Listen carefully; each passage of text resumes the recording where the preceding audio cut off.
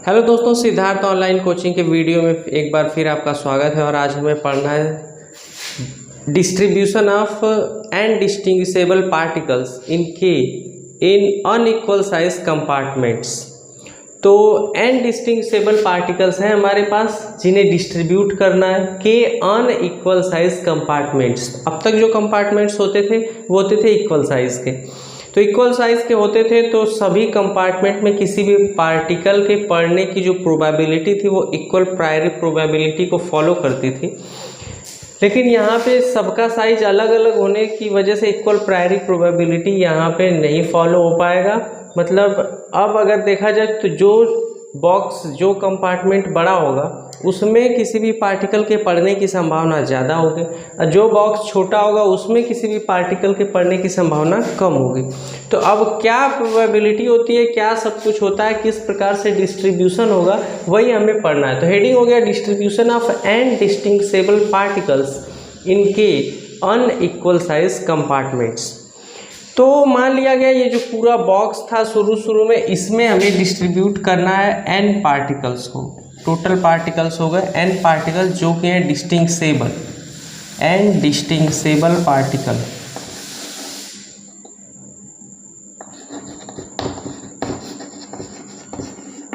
And distinguishable particles को हमें distribute करना है इस बॉक्स में। अब इस बॉक्स की बात करें तो इस बॉक्स को डिवाइड कर दिया गया। ये टोटल बॉक्स का टोटल एरिया जो था वो रहा होगा शुरुआत में ए है area of box, area of box. और इसी पूरे बॉक्स में हमें एन पार्टिकल डिस्ट्रीब्यूट करने थे। लेकिन इस कंपार्टमेंट को, इस पूरे बॉक्स को छोटे छोटे कंपार्टमेंट में, इस पूरे बॉक्स को छोटे छोटे कंपार्टमेंट्स में डिवाइड कर लिया गया है के अनइक्वल साइज कंपार्टमेंट। तो के कंपार्टमेंट्स में डिवाइड किया गया है जिसका जो साइज है वो अलग अलग है, सब अलग अलग साइज के हैं। तो के अनइक्वल साइज कंपार्टमेंट्स में इस बॉक्स को डिवाइड कर लिया गया। मान लिया कि जो ये फर्स्ट कंपार्टमेंट है, इसका नाम भी लिख दें, इसे क्या लें, first compartment. First compartment, first compartment. दूसरा जो डिवीजन है उसे कह लिया गया सेकेंड कंपार्टमेंट।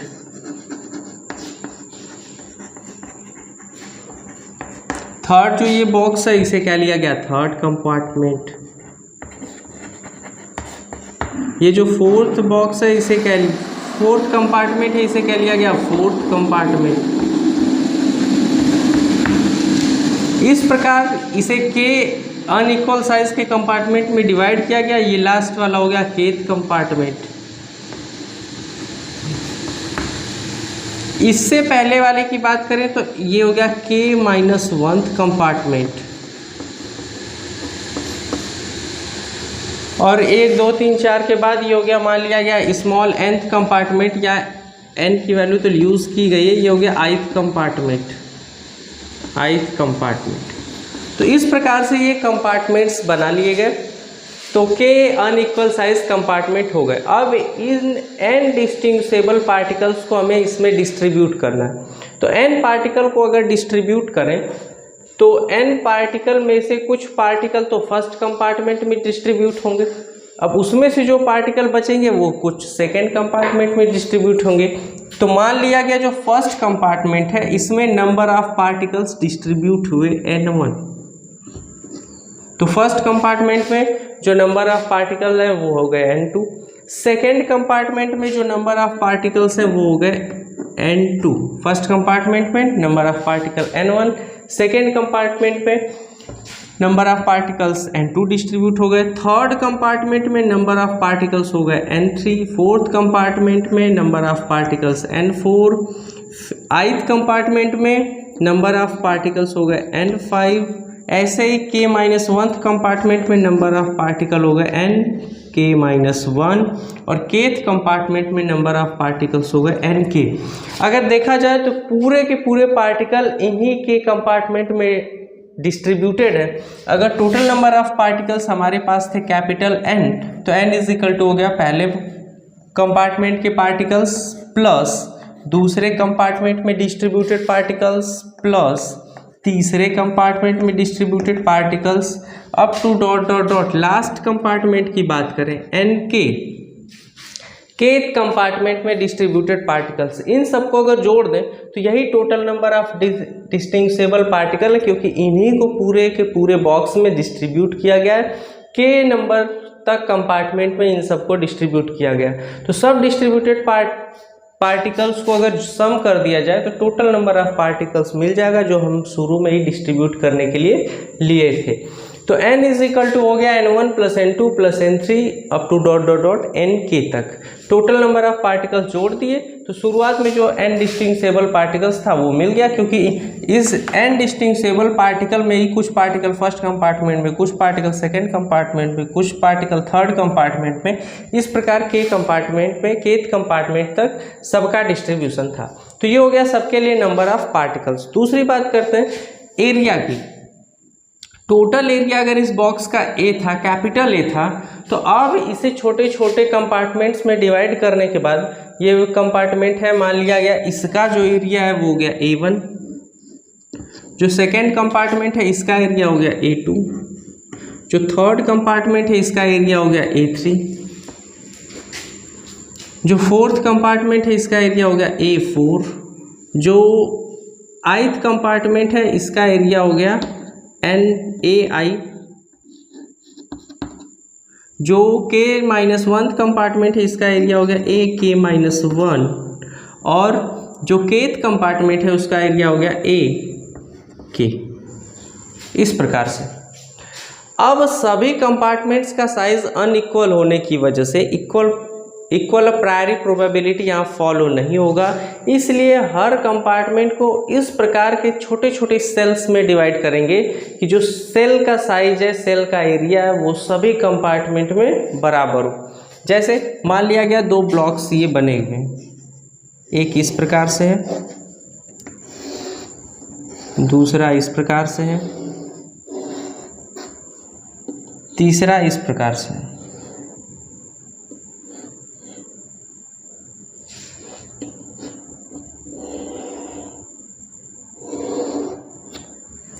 तो अगर देखा जाए तो इन सबको अगर इक्वल साइज के सेल में, यही मान लिया गया ये हो गया एक कंपार्टमेंट, ये कोई ये दूसरा कोई कंपार्टमेंट है, ये तीसरा कंपार्टमेंट है।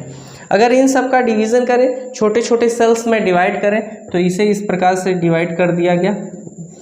इसमें बनने वाले सेल्स हो गए 1 2 3 और 4 सेल्स इसमें हो गए। इसे अगर देखा जाए तो उसी साइज के इसमें 8 सेल्स बन जाएंगे। फिर अगर इसे डिवाइड किया जाए तो इसे थोड़ा सा और बढ़ा ले रहे हैं, यहाँ तक है।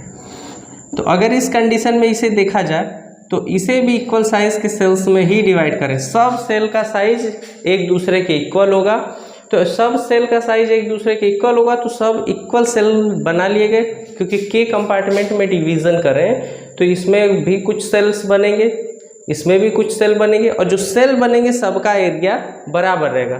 तो इक्वल साइज के अगर सेल्स बना लिए जाए सब में, तो इस फर्स्ट कंपार्टमेंट का एरिया कम होने की वजह से इसमें कम सेल्स बने, इसमें इसका एरिया इसके तुलना में कुछ ज़्यादा होने की वजह से इसमें ज़्यादा नंबर ऑफ सेल बने, क्योंकि सबका एरिया हमें बराबर रखना है। जो सेल है, सेल्स का एरिया हमें बराबर रखना है, इक्वल साइज के सेल बनाने हैं। तो अगर जिसका कंपार्टमेंट का एरिया ज़्यादा रहेगा उसमें ज़्यादा नंबर ऑफ सेल्स बनेंगे, और जिसका कंपार्टमेंट का एरिया कम रहेगा उसमें कम नंबर ऑफ सेल बनेंगे। तो इसमें अगर देखा जाए तो 4 नंबर ऑफ सेल बने, इसमें देखा जाए तो 8 नंबर ऑफ सेल्स बने, इसमें देखा जाए तो 6 नंबर ऑफ सेल्स बने। इस प्रकार से सब में अलग अलग नंबर ऑफ सेल्स बन सकते हैं।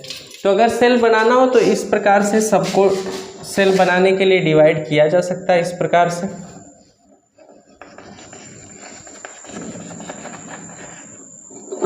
फिर उसके बाद यहाँ से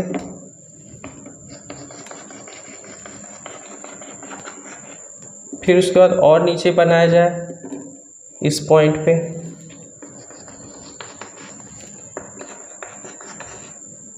फिर उसके बाद और नीचे बनाया जाए, यहाँ बना हुआ ही है। फिर अब सेल बनाने के लिए इसका भी डिवीज़न किया जाए, तो इसमें अगर सेल बनाया जाए तो एक लाइन खींच दिए,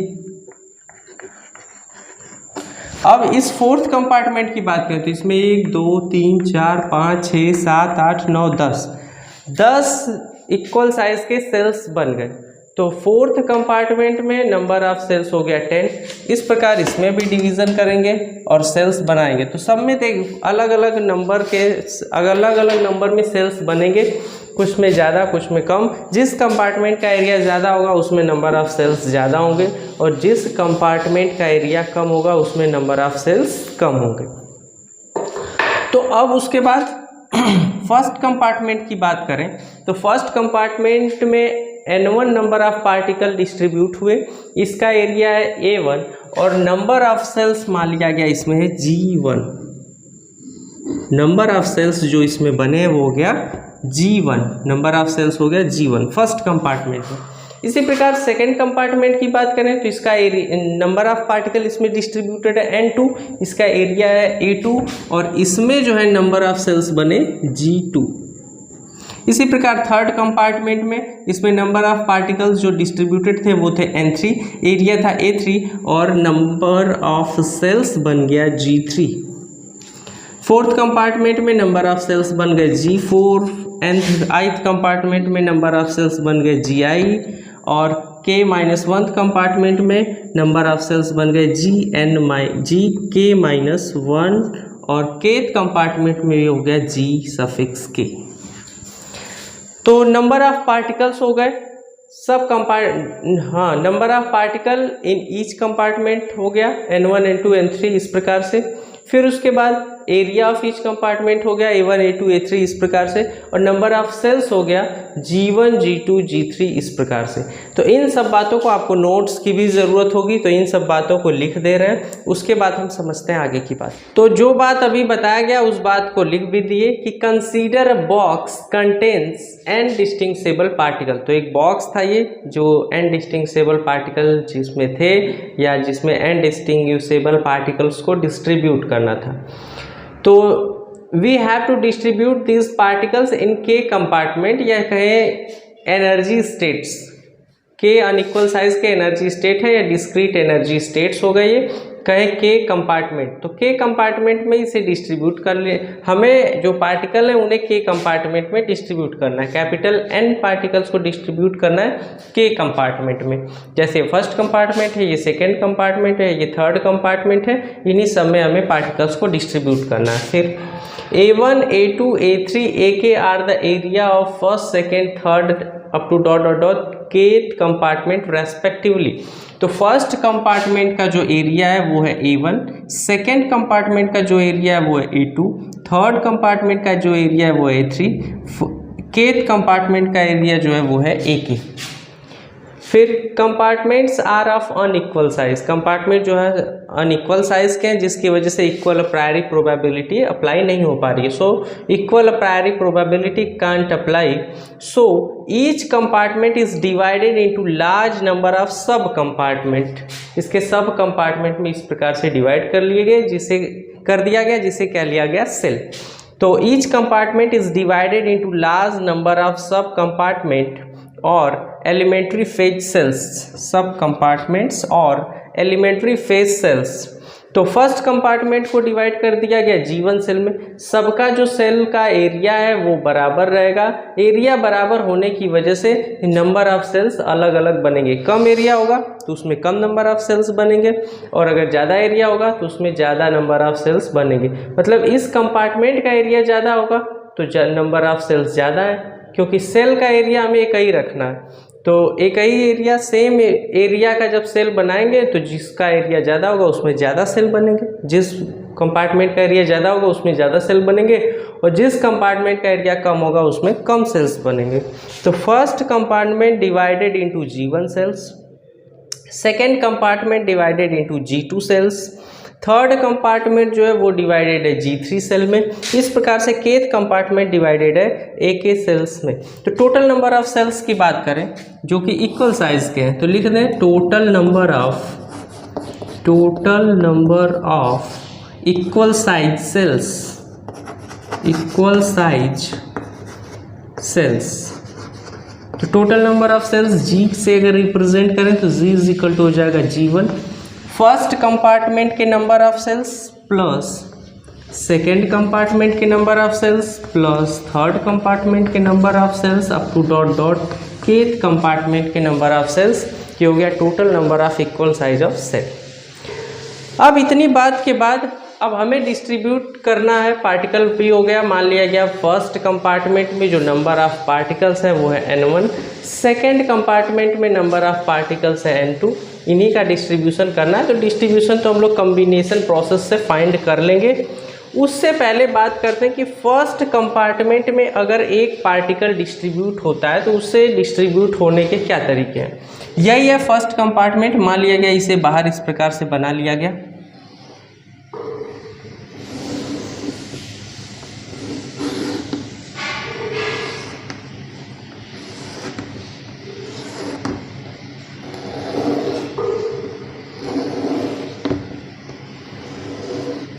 इस प्रकार से बना लिया गया। जो सेल है अगर दिख भी नहीं रहा हो तब भी सभी बराबर साइज के ही होंगे, लगे या न लगे। तो ये सेल्स जो है वो सभी इक्वल साइज के हैं। अब उसके बाद इसमें जो नंबर ऑफ सेल्स है वो हो गए G1 सेल्स, इसमें हो गए G1 सेल्स, और इसमें हमें डिस्ट्रीब्यूट करना है N1 पार्टिकल को। फर्स्ट कंपार्टमेंट में हमें डिस्ट्रीब्यूट करना है N1 पार्टिकल को। टोटल पार्टिकल है इसमें डिस्ट्रीब्यूट होने वाले N1। तो अगर N1 में से फर्स्ट पार्टिकल को डिस्ट्रीब्यूट करें, फर्स्ट पार्टिकल को अगर N1 में से फर्स्ट पार्टिकल को डिस्ट्रीब्यूट करें, एक पार्टिकल को डिस्ट्रीब्यूट करने के क्या तरीके हैं, तो ये इसमें भी डिस्ट्रीब्यूट हो सकता है, यहाँ भी, यहाँ भी, यहाँ भी, जितने नंबर ऑफ सेल्स हैं उसमें ये डिस्ट्रीब्यूट हो सकता है। तो फर्स्ट पार्टिकल को डिस्ट्रीब्यूट करने के टोटल तरीके कितने हो गए, जितने नंबर ऑफ सेल्स, क्योंकि किसी में सेल में भी उसे रखा जा सकता है। तो फर्स्ट पार्टिकल को डिस्ट्रीब्यूट करने के या एक पार्टिकल को डिस्ट्रीब्यूट करने के वेज हो गए, तरीके हो गए हमारे पास G1। इस प्रकार सेकेंड जो पार्टिकल होगा, सेकेंड पार्टिकल, अब ऐसी मनाही तो है नहीं कि एक पार्टिकल, एक सेल में कोई पार्टिकल पड़ गया तो उसमें अब नेक्स्ट पार्टिकल नहीं पड़ेगा। इस वजह से सेकेंड पार्टिकल के लिए भी G1 नंबर ऑफ सेल्स हैं, उपलब्ध है। तो G1 नंबर ऑफ सेल्स में किसी में भी उसे फिर एंटर कराया जा सकता है। अतः दूसरे पार्टिकल को डिस्ट्रीब्यूट करने के तरीके भी हो गए G2। तो फर्स्ट और सेकंड कंपार्टमेंट मिलाकर मतलब पहले पार्टिकल को डिस्ट्रीब्यूट करने के तरीके G1, दूसरे पार्टिकल को डिस्ट्रीब्यूट करने के तरीके भी G1, तीसरे पार्टिकल को डिस्ट्रीब्यूट करने के तरीके भी G1। तो इस प्रकार एक कंपार्टमेंट को डिस्ट्रीब्यूट करने का तरीका हुआ G1, एक पार्टिकल को डिस्ट्रीब्यूट करने का, एक पार्टिकल को डिस्ट्रीब्यूट करने का जो तरीका है वो हो गया G1। दो पार्टिकल को अगर डिस्ट्रीब्यूट करना होगा तो दो पार्टिकल को डिस्ट्रीब्यूट करने का तरीका हो जाएगा G1 इंटू G1, क्योंकि पहले पार्टिकल को भी डिस्ट्रीब्यूट करने के तरीके G1 है और दूसरे पार्टिकल को भी डिस्ट्रीब्यूट करने के तरीके G1 ही है। तो दो पार्टिकल को डिस्ट्रीब्यूट करने के तरीके G1 इंटू G1, ये हो जाएगा G1 स्क्वायर। इस प्रकार से तीन पार्टिकल को डिस्ट्रीब्यूट करने के तरीके, तीन पार्टिकल को डिस्ट्रीब्यूट करें तो ये हो जाएगा G1 into G1 into G1, मतलब G1 टू द पावर 3। इस प्रकार n पार्टिकल को या N1 पार्टिकल को डिस्ट्रीब्यूट करने के तरीके हो जाएंगे G1 to the power N1। ऐसे ही दूसरे फेस सेल की बात करते हैं तो इसमें जो है G2 सेल में हमें डिस्ट्रीब्यूट करना है N2 पार्टिकल को, तो इसके फर्स्ट पार्टिकल को डिस्ट्रीब्यूट करने के G2 तरीके, दूसरे पार्टिकल को डिस्ट्रीब्यूट करने के फिर G2 तरीके, तीसरे पार्टिकल को डिस्ट्रीब्यूट करने के फिर G2 तरीके। तो कुल तरीके N2 पार्टिकल को डिस्ट्रीब्यूट करने के लिए क्या हो जाएगा, G2 into G2 into G2 N2 बार, तो ये हो जाएगा G2 to the power N2। इस प्रकार ये हो जाएगा। इसे N3 पार्टिकल को डिस्ट्रीब्यूट करने के तरीके हो जाएंगे G3 to the power N3। इस प्रकार केथ कंपार्टमेंट के लिए हो जाएगा तरीके कितने हो जाएंगे डिस्ट्रीब्यूट करने के, Gk to the power Nk। तो इस प्रकार से इस बात को लिख ले रहे हैं। तो फर्स्ट पार्टिकल को G1 सेल्स में अरेंज करने के, डिस्ट्रीब्यूट करने के जो तरीके हो गए वो हो गए G1। ऐसे ही सेकेंड पार्टिकल को भी डिस्ट्रीब्यूट करने के जो तरीके हो गए वो हो गए G1। ऐसे ही थर्ड पार्टिकल को डिस्ट्रीब्यूट करने के तरीके जो हो गए वो हो गए G1। तो फर्स्ट पार्टिकल को डिस्ट्रीब्यूट करने के तरीके G1 लिख दिए। Number of ways by which first particle can be arranged in G1 cell of first compartment. तो फर्स्ट कंपार्टमेंट के फर्स्ट कंपार्टमेंट के G1 नंबर ऑफ सेल्स में डिस्ट्रीब्यूट करने के तरीके फर्स्ट पार्टिकल के लिए G1, ऐसे ही सेकेंड पार्टिकल के लिए भी G1, क्योंकि पूरी अवेलेबिलिटी उसके पास भी वही है। तो इस प्रकार दोनों पार्टिकल को डिस्ट्रीब्यूट करने के तरीके number of ways of arranging two particle in G1 cells, ये हो जाएगा G1 इंटू G1 मतलब G1 का स्क्वायर। ऐसे ही N1 पार्टिकल को, पूरे इस N1 पार्टिकल को G1 नंबर ऑफ सेल्स में डिस्ट्रीब्यूट करना है, तो total number of ways of arranging N1 particle in G1 cell, तो क्या हो जाएगा ये G1 into G1 into G1 into G1 कहाँ तक N1 टाइम्स, तो N1 टाइम्स का मल्टीप्लाई करें तो ये हो जाएगा G1 to the power N1। अब उसके बाद हम लोग N1 पार्टिकल को G1 सेल्स में डिस्ट्रीब्यूट कर लिए। अब एक चीज और है कि टोटल जो नंबर ऑफ पार्टिकल्स थे वो थे n डिस्टिंग्विशेबल पार्टिकल्स, इसमें से इन्हें सेलेक्ट करेंगे N1 पार्टिकल को, उसके बाद ही डिस्ट्रीब्यूट करेंगे। तो क्या लिखें ये, number of ways in which N1 particles can be selected या चूजन, इसमें से चूज करना या सेलेक्ट करना, सेलेक्टेड और चूजन फ्रॉम N पार्टिकल्स। तो N पार्टिकल में से, कैपिटल N पार्टिकल में से N1 पार्टिकल्स को हमें सेलेक्ट करना है। तो अगर कैपिटल N पार्टिकल में से N1 पार्टिकल को अगर सेलेक्ट करें तो हो जाएगा n factorial upon N1 factorial n minus N1 factorial, NCR का फॉर्मूला होता है, ये हो गया n माइनस N1 फैक्टोरियल। तो चूज करने के तरीके हमारे पास इतने हो गए और नंबर ऑफ वेज अरेंज करने के इतने हो गए।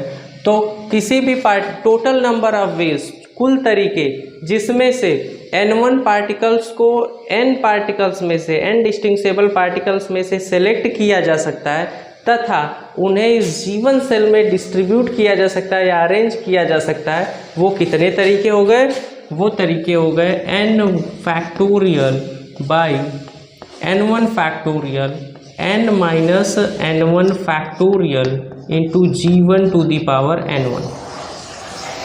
तो N1 पार्टिकल को N पार्टिकल में से सेलेक्ट करने तथा G1 सेल में डिस्ट्रीब्यूट करने या अरेंज करने के हमारे पास जो टोटल वेज हो गए वो हो गए n factorial by N1 factorial n minus N1 factorial G1 to the power N1। इसी प्रकार से हम दूसरे कंपार्टमेंट की बात करेंगे। दूसरे कंपार्टमेंट में N2 पार्टिकल सेलेक्ट करने, लेकिन N2 पार्टिकल सेलेक्ट करने के लिए क्या है कि अब n माइनस N1 पार्टिकल ही बचे हैं, क्योंकि N1 पार्टिकल जो है फर्स्ट कंपार्टमेंट में सेलेक्ट हो गए हैं। तो n में से N1 घटा दें, तो n में से N1 घटाने के बाद जो पार्टिकल बचेंगे उसमें से N2 पार्टिकल को हमें चूज करना है।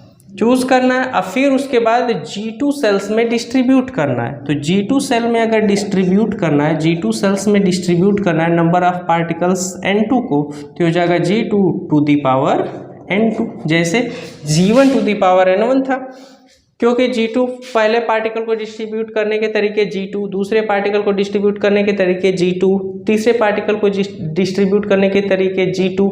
इस प्रकार से N2 पार्टिकल को अगर डिस्ट्रीब्यूट करना है तो G1 into G2 into G2 into G2 into G2 up to dot dot dot कितनी बार, N2 बार। तो ये हो जाएगा G2 to the power N2।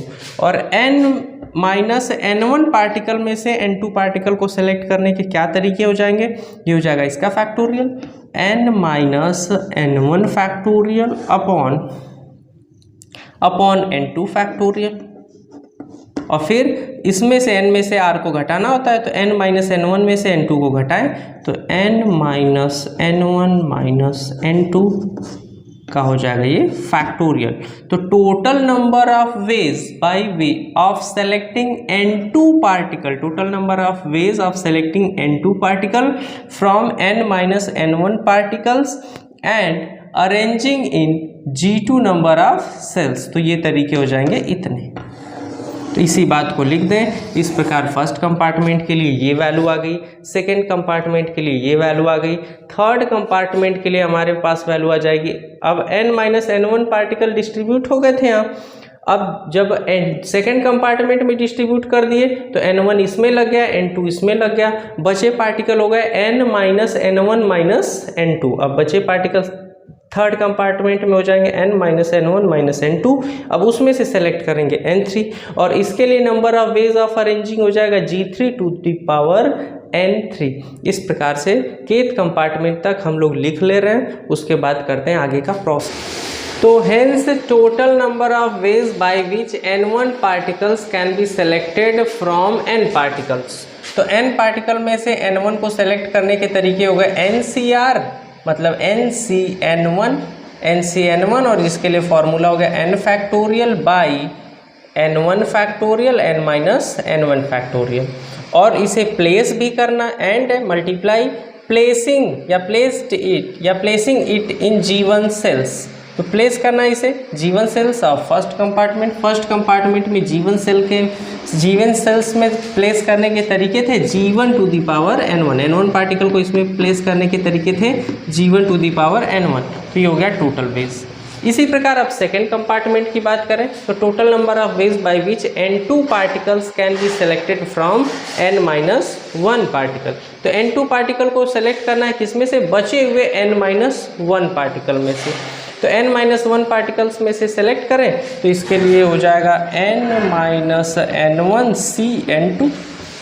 N-N1 में से N2 को सिलेक्ट करना है, तो सिलेक्ट करने के तरीके ये हो गए N-N1 factorial by N2 factorial और फिर N-N1 N2 factorial.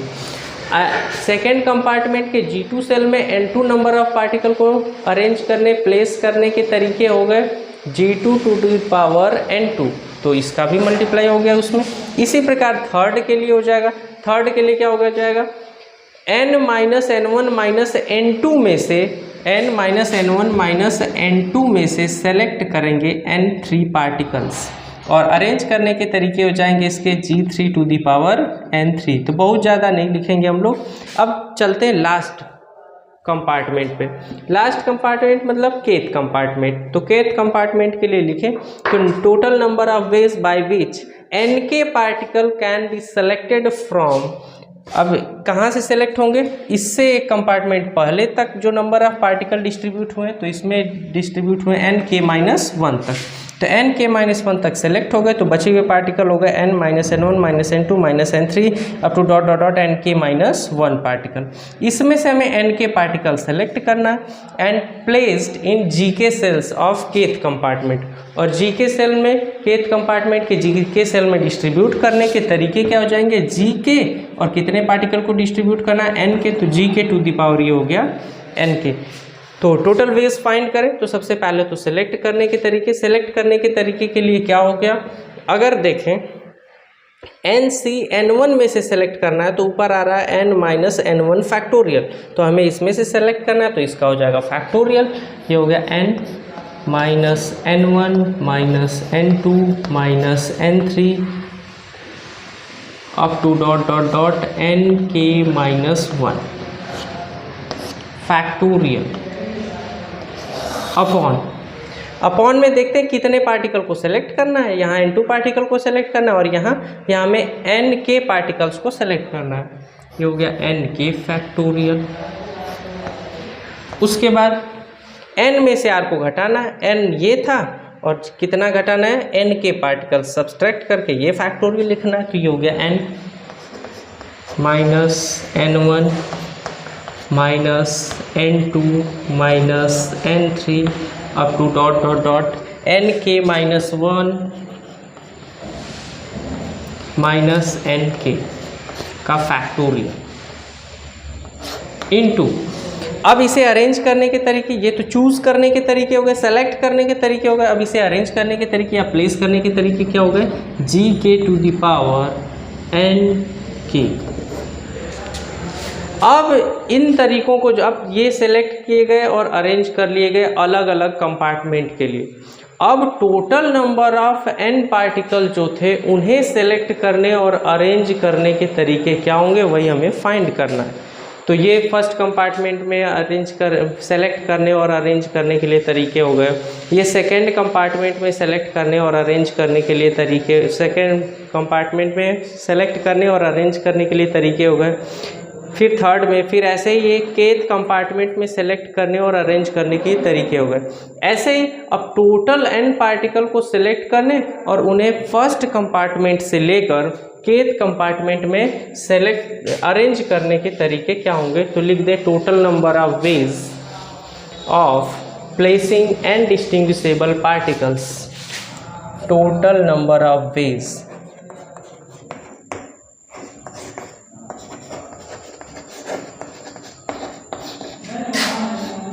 Total number of ways of placing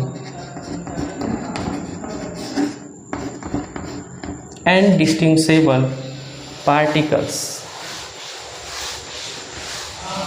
N distinguishable particles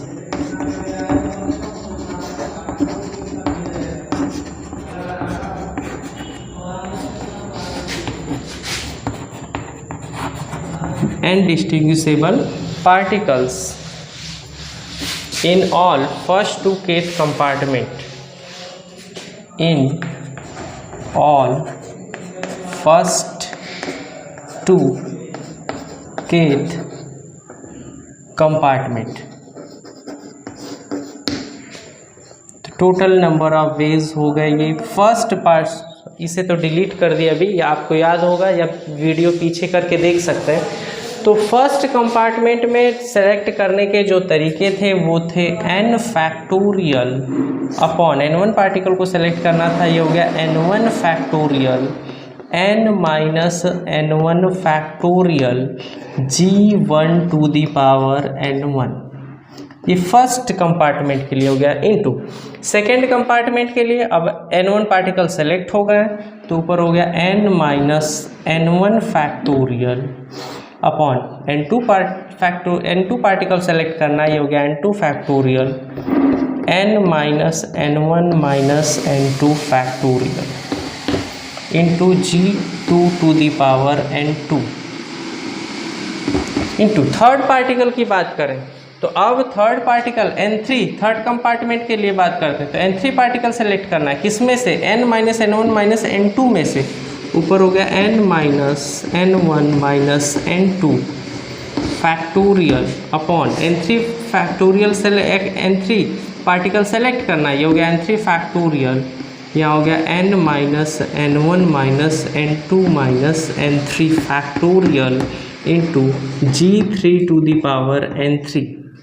अब बात करते हैं लास्ट कंपार्टमेंट केथ कंपार्टमेंट के लिए. इसके लिए क्या हुआ मिला है हमें, इसके लिए मिला है ways n minus n1 minus n2 minus n3 up to dot dot dot n k minus 1 factorial upon